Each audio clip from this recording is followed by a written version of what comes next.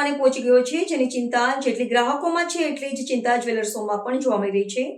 ત્યારે સુરતમાં વિષય પર એક કોન્ક્લેવનું આયોજન કરવામાં આવ્યું હતું. સુરત ગોલ્ડ સમિટ 2025નું આયોજન કરવામાં આવ્યું હતું, જેમાં સુરત પોલીસ કમિશનર અનુપમસિંહ ગેહલોત ઉપસ્થિત રહ્યા હતા અને જ્વેલર્સોને અમુક નિયમો વિશે સમજણ આપી હતી. આ સાથે સાયબર ફ્રોડના નાણાં જો તેમના એકાઉન્ટમાં ટ્રાન્સફર થાય તો તાત્કાલિક પોલીસને જાણ કરવા સમજાવવામાં આવ્યું હતું. આ કોન્ક્લેવમાં ઇબ્ઝાના national jewellery president doctor Chetankumar Mehta, ઇબ્ઝાના national secretary Surendra Mehta, Kamakhya jewellery લિમિટેડના એમડી મનોજ ઝા અને દીપક સોની ઉપસ્થિત રહ્યા હતા, જેમને હાલના સોના અને ચાંદીના બજાર અંગે જ્વેલર્સોના માલિકોને સમજણ આપી હતી. સુરતમાં યોજાયેલા કોન્ક્લેવમાં ઇબ્ઝાના ગુજરાત સ્ટેટ પ્રેસિડેન્ટ નેનેશ પચ્છીગર, ઇબ્ઝાના ગુજરાત વાઇસ પ્રેસિડેન્ટ મયુર આદરેશા, ઇબ્ઝાના સુરત ચેરમેન નિલેશ લંગાણીયા પણ જોડાયા હતા અને આયોજનને સફળ રીતે પાર પાડ્યું હતું. મારું નામ છે નિલેશભાઈ લંગાડિયા. હું સુરત જ્વેલર્સ એસોસિએશનમાં વાઇસ પ્રેસિડેન્ટ છું અને આજ રોજ જે અમે એક્ઝેક્ટ કોન્ક્લેવ કરી હતી એની પાછળનું મુખ્ય કારણ એવું હતું કે જે હિસાબે અત્યારે સોનાનો ભાવ વધી રહ્યો છે એ હિસાબે જેમ ગ્રાહકોના મનમાં ચિંતા હોય એમ જ્વેલર્સોના મનમાં ચિંતા હતી.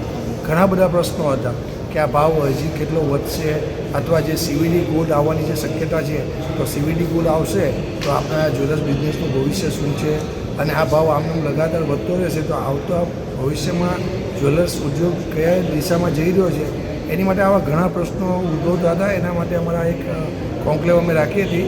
તો જે કોન્ક્લેવમાં અમારે આપણા સુરત કમિશનર શ્રી અનુપમસિંહ ગેહલોત સાહેબ આવ્યા હતા અને એમણે પણ અમને પહેલેથી સપોર્ટ કર્યો છે અને સુરક્ષાની ખૂબ જ સારી બાંહેધરી આપી છે.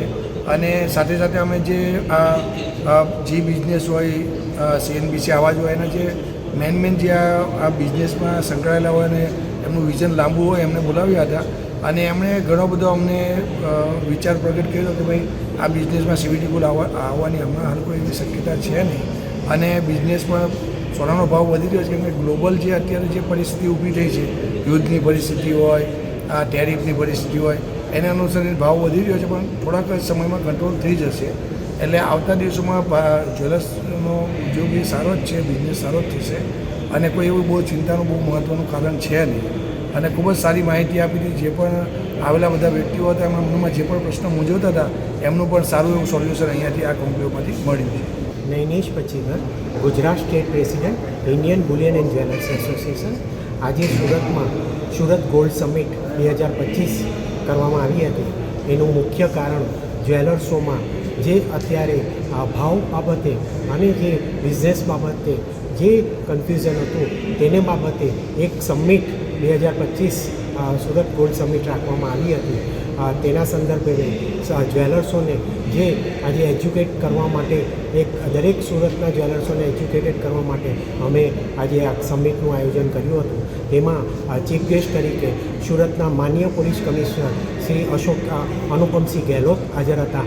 એમને પણ આજે જ્વેલર્સોને એક ધરપત આપી હતી કે જ્વેલર્સોમાં જે 411, 412ની જે કલમ જે અત્યારે 317 થઈ છે તેને બાબતે એમને આજે અમને ધરપત આપી હતી કે હવે પછી આપ આવો ને એ બાબતે આપણે સંશોધન કરીએ. ને અત્યારે મહારાષ્ટ્રમાં પણ આ બાબતે ચર્ચા થઈને મહારાષ્ટ્રના મુખ્યમંત્રીશ્રીએ પણ આ બાબતે એમને સંશોધન કરવાનું કીધું અને આજે એકદમ પોઝિટિવલી અનુપમસિંહ ગેહલોત જે પોલીસ કમિશનર સાહેબે અમને આજે ધરપત આપી કે કોઈ પણ જ્વેલર્સે ડરવાની જરૂર નથી. જે સાચા માણસો છે એની રક્ષા પોલીસ કરશે જ.